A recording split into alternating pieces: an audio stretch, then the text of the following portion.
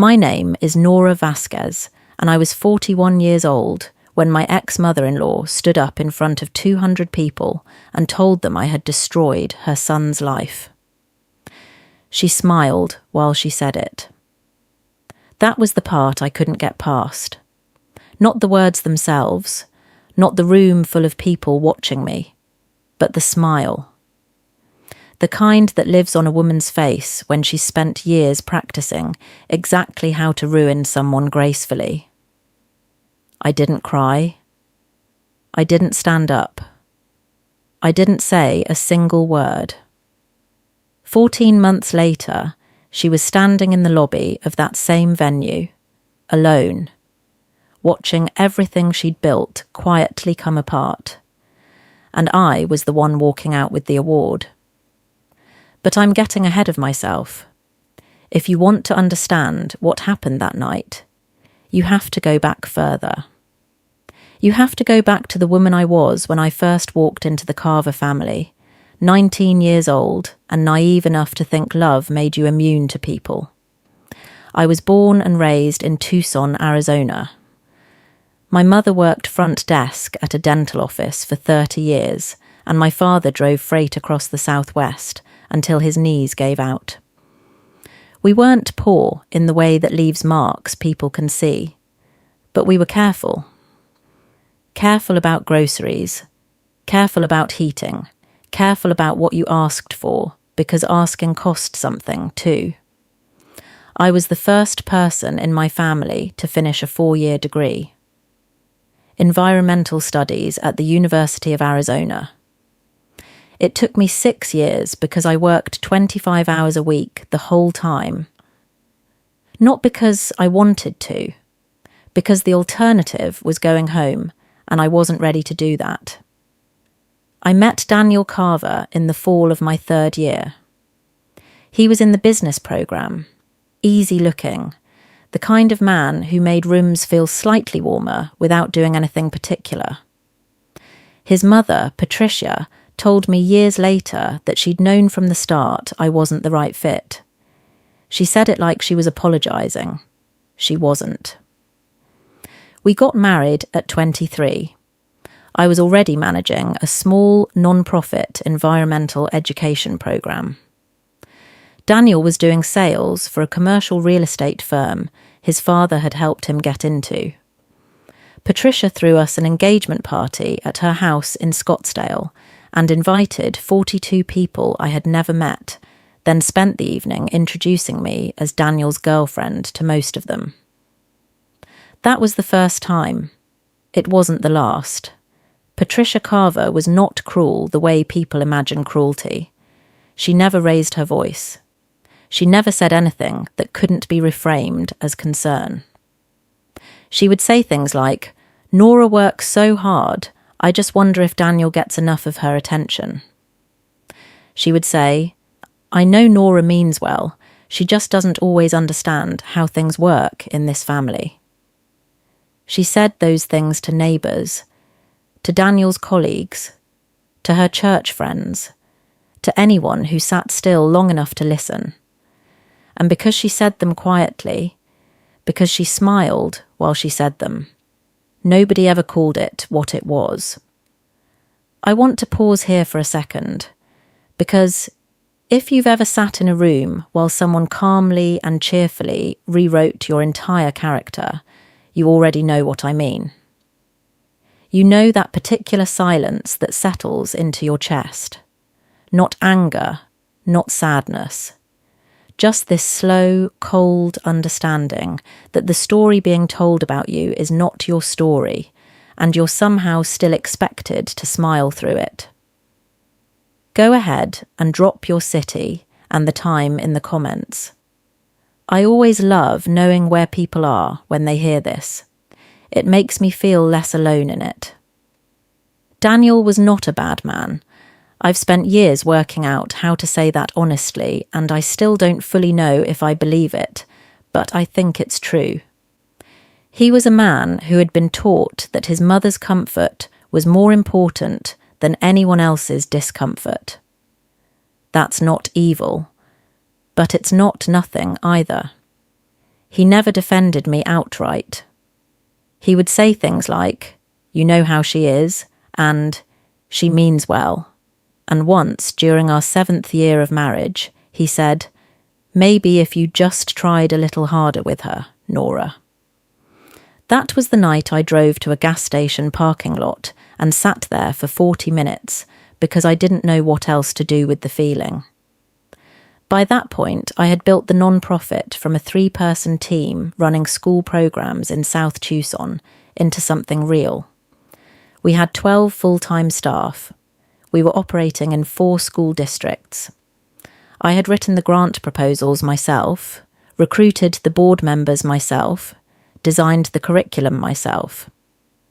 The organisation was called Riverroot Education, and it had recently been nominated for a Regional Community Impact Award from the Southern Arizona Civic Foundation.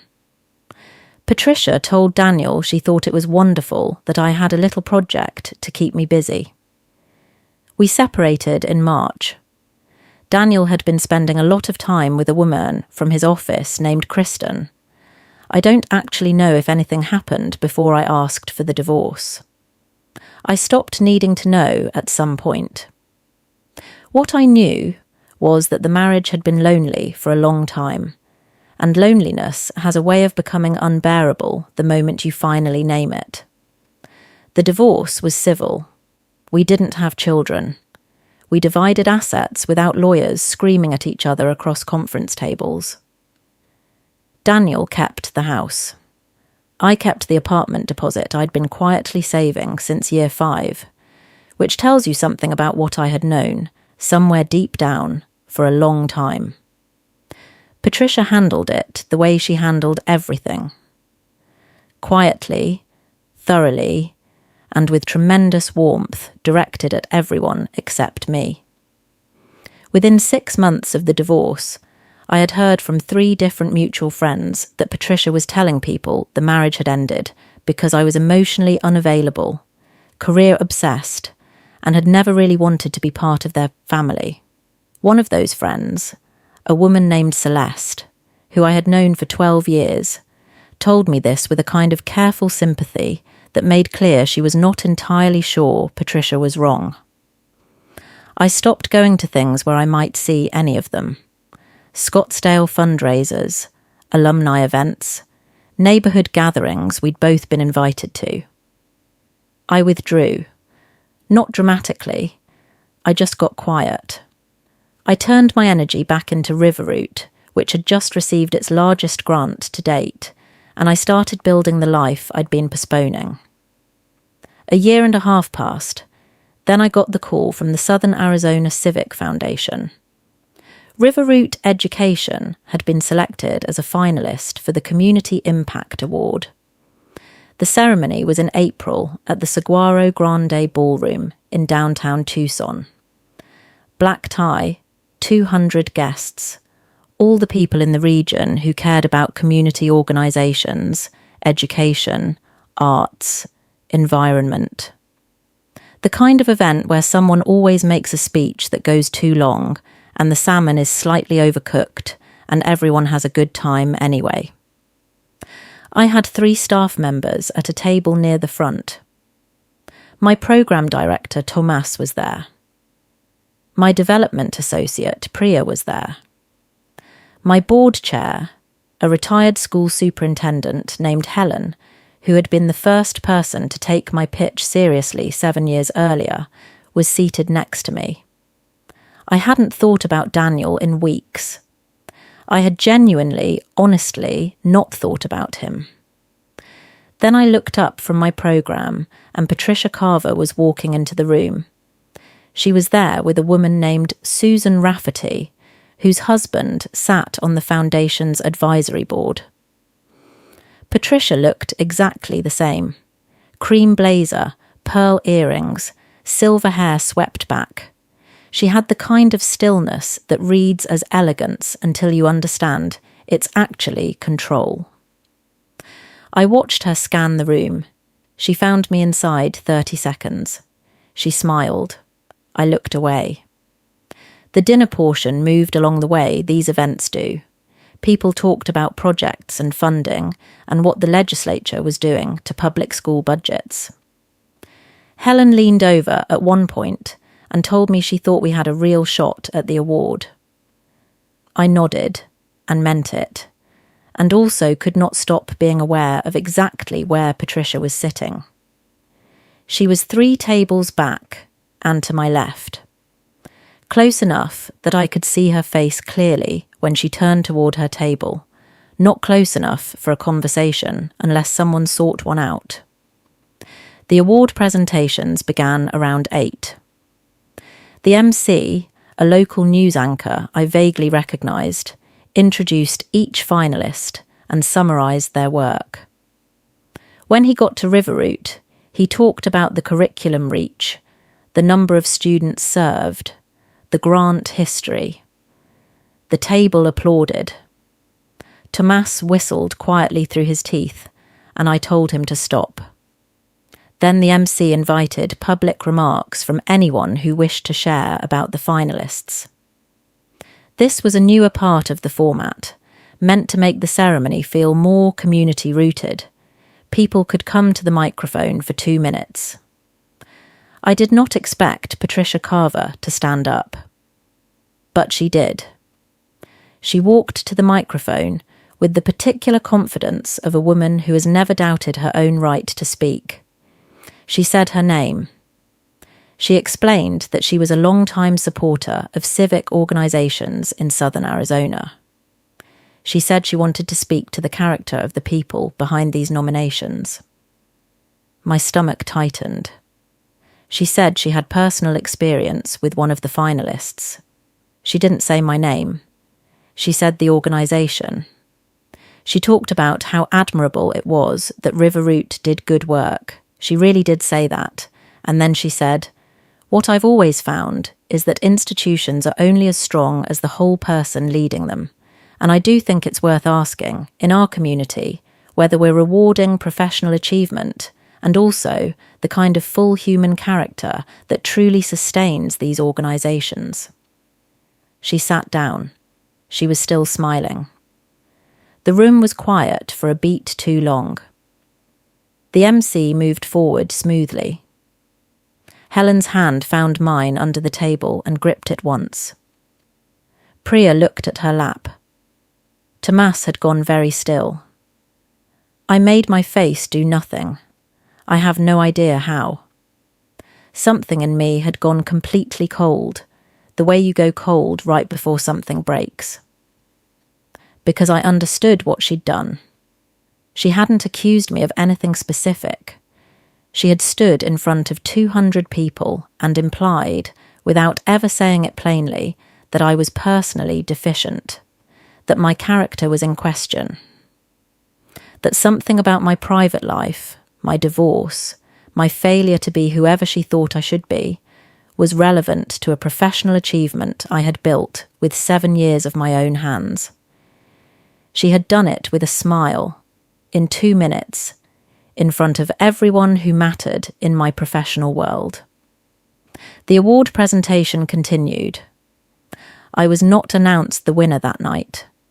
A youth arts programme from the east side of Tucson won, which was genuinely deserving. I applauded. I made conversation at the table. I did not look at Patricia again. When the event ended, I walked to my car alone, sat in the dark for a few minutes, and called the one person I knew would tell me the truth. Her name was Deirdre Okafor. We had been friends since graduate school. She was a family mediator now, which meant she had spent 15 years professionally watching people do terrible things to each other and had developed a specific kind of steady that I found enormously comforting. I told her what happened. She was quiet for a moment. Then she said, "What are you going to do?" "I don't know yet," I said. She said, "Yes, you do." She was right, but I didn't know the shape of it yet. Here's what I did know. Patricia Carver had just stood up in a room full of the people I spent my career building relationships with, and she had dropped a quiet grenade at my feet. Not because she had new information, not because she'd been wronged, because she could, because she'd always been able to, and no one had ever made it cost anything. What I also knew was that in 6 weeks the foundation was hosting a follow-up community roundtable, smaller than the gala, 40 or 50 people, key stakeholders, organisation leaders, foundation board members. The kind of event where real professional relationships got built and maintained. I had been invited before Patricia stood at that microphone. I did not know yet that Daniel would be at the round table too, or what he was going to tell me when he got there. Over the next 3 weeks, I kept doing my work. That's the thing about building something real. It keeps demanding your attention, whether your heart is in it or not. We had a school programme launch in South Tucson the week after the gala. 47 fifth graders sitting in a circle in a school gym learning about watershed systems. I sat in a folding chair at the edge of the circle, watching a kid named Marcus explain the water cycle to his neighbour in a way that was technically inaccurate but showed genuine understanding of the big idea, and for a while I forgot everything else. That was where I always went when the rest of my life felt unbearable. Back into the work. But something had shifted. I started paying more attention. Not to Patricia specifically, but to the shape of what she'd done and who had seen it. I started having quiet conversations with people I trusted about that evening, not complaining, not seeking sympathy, just asking what they'd observed. What I heard surprised me. Celeste, the friend who had half believed Patricia's version of the divorce, called me 10 days after the gala. She was awkward on the phone, which was unusual for her. She said she'd been at the event with her husband. She said she'd heard what Patricia said. Then she said something I hadn't expected. It bothered me, Nora. I've been thinking about it since. I asked her why. She was quiet for a moment. Because I realised I've been hearing her version of things for 2 years, and I've never once heard yours. I didn't know what to do with that. I sat with it. Then Daniel called. I almost didn't pick up. We hadn't spoken in 5 months. The last time had been a stiff, polite exchange over some paperwork. His voice on my voicemail sounded different than I expected. Tired, maybe. When I called him back, he got to it quickly. He said he'd heard what his mother had done at the gala. He said he was sorry. I waited for the rest of the sentence. The but, the qualifier, the gentle redirect toward understanding her perspective. It didn't come. He just said, "I'm sorry, Nora. It wasn't right." I thanked him. He asked if there was anything he could do. I thought about that for a long time after we hung up. Not about Daniel specifically. About what it meant that even he could see it clearly now, 2 years removed from it. About what changes when people finally stop standing next to the thing that's blocking their view.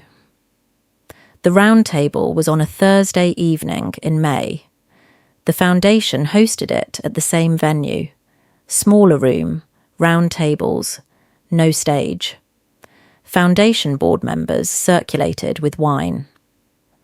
I wore a dark green dress I'd bought 3 years ago and only worn twice. Patricia was there with Susan Rafferty again. She saw me immediately. The smile returned. I smiled back.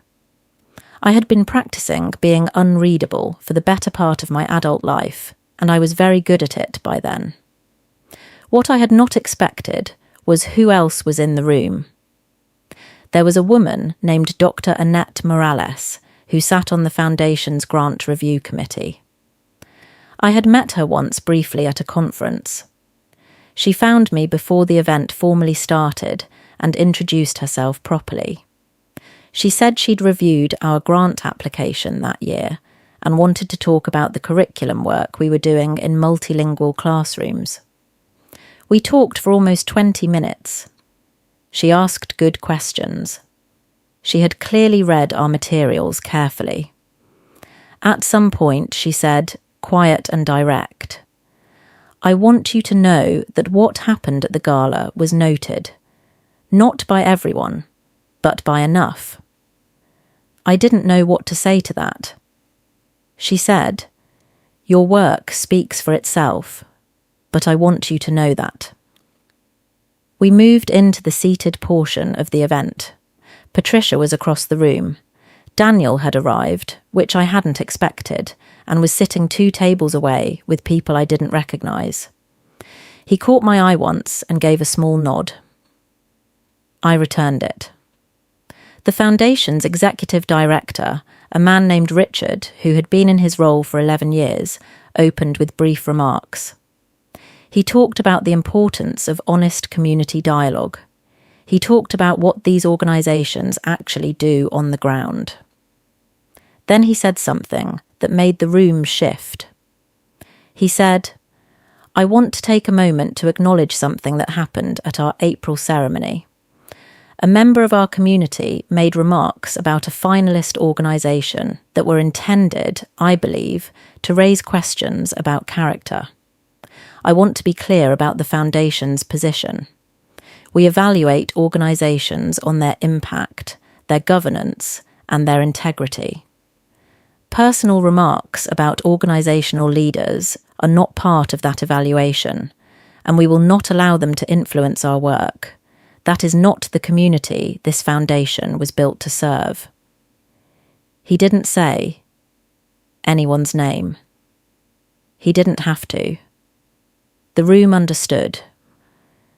Patricia's face changed. Not dramatically, just slightly. A stillness that was different from her usual control. Something recalibrating behind her eyes. I looked at Helen across the table. She was looking straight ahead, and I could not see her expression, but her hand found mine again and held it for a moment. After the event, people moved into small conversations across the room. I was speaking with Dr. Morales again when Daniel approached. He waited until there was a natural pause. Then he said hello. Dr. Morales looked at him, then at me. Then she excused herself with the grace of someone who understood the room. Daniel and I stood there for a moment. He looked at the floor. "My mother's been telling a version of our marriage for 2 years, he said. "I let her. I shouldn't have." I waited. He said, "I think I let her tell it because it was easier than owning what I actually did, which was disappear from you slowly, year by year, and then blame you for being alone." I hadn't expected that. I don't know what I'd expected, but not that. I said, "Thank you for saying that." He said, "I know it's too late to matter." It wasn't nothing, is what I thought, but I didn't say that. What I said was, "It matters to me." He nodded. He walked away. Patricia was standing near the door by then. She was watching. She had watched all of it. And for the first time in the 19 years I had known her, I saw something cross her face that was not confidence, not control. Just the particular unsteadiness of someone realising that the story they've been telling has started telling a different story back. I didn't approach her. There was no confrontation, no speech, no moment where I stood over her with the moral high ground gleaming. That's not how real life works, and that's not what I wanted anyway. What I wanted, what I had been wanting without knowing how to name it, was simply to be seen accurately by the people around me. The Foundation announced their revised Community Impact Recognition list in June. Riverroot Education received a special citation for sustained educational impact, which was a category the Foundation created that year specifically to recognise long-standing work that deserved acknowledgement outside the annual award cycle. Dr. Morales called me personally to share the news. I sat in my office with the door closed and let myself feel it. Not triumph. Something quieter than that. Something that felt like the end of a very long, held breath. 3 weeks later, Celeste asked if she could take me to lunch. We went to a place on 4th Avenue I'd been going to since college. She ordered a green chili burger, which I'd been telling her to try for 10 years, and she said, "I owe you an apology, Nora." I started to say she didn't have to. She said, "I do. I heard things about you, and I didn't ask you if they were true. I just believed them because they came from someone who seemed certain, and you seemed like you were managing fine."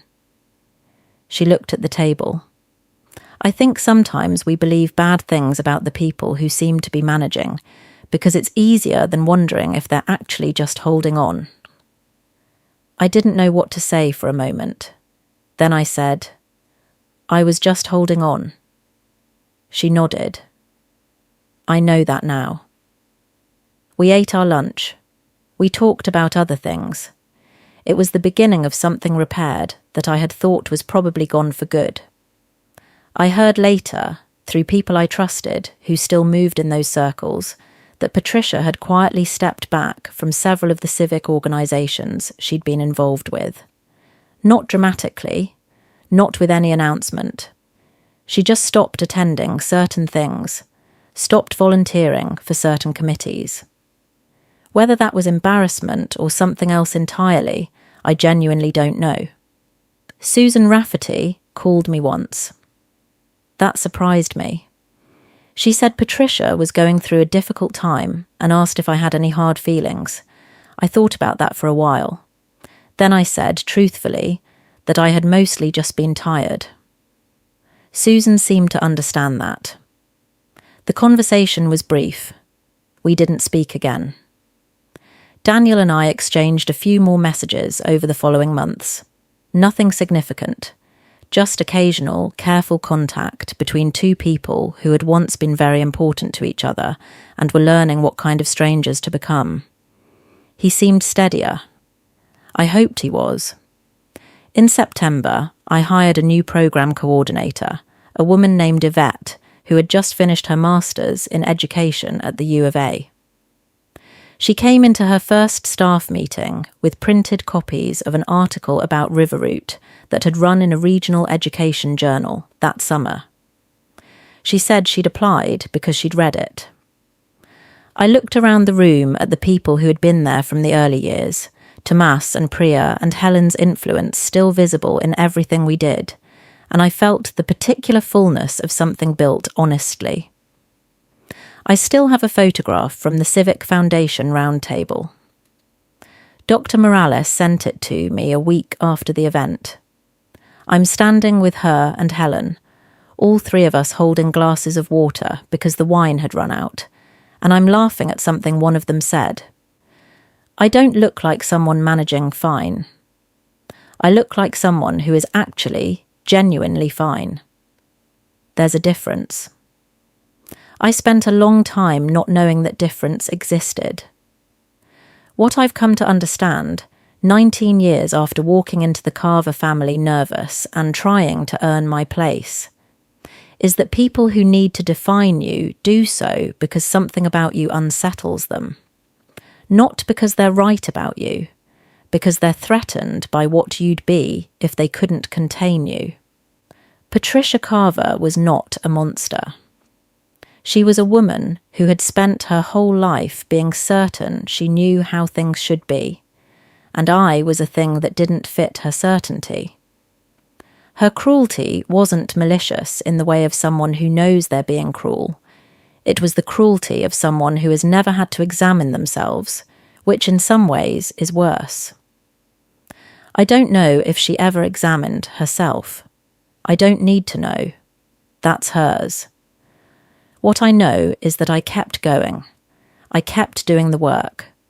I stayed honest about what I'd built and didn't apologise for it. And eventually, the truth just became the loudest thing in the room. That's the only revenge worth anything. Not making someone fall, just refusing to be small while they try to make you feel that way. If this story hit close to home for you, drop your city in the comments. Tell me where you're watching from. I genuinely love reading those. And if you've ever been the person in a room where someone was quietly rewriting your story, I want to hear about it. Share this with whoever needs to hear it tonight. We have a new story going up soon. Stay with us.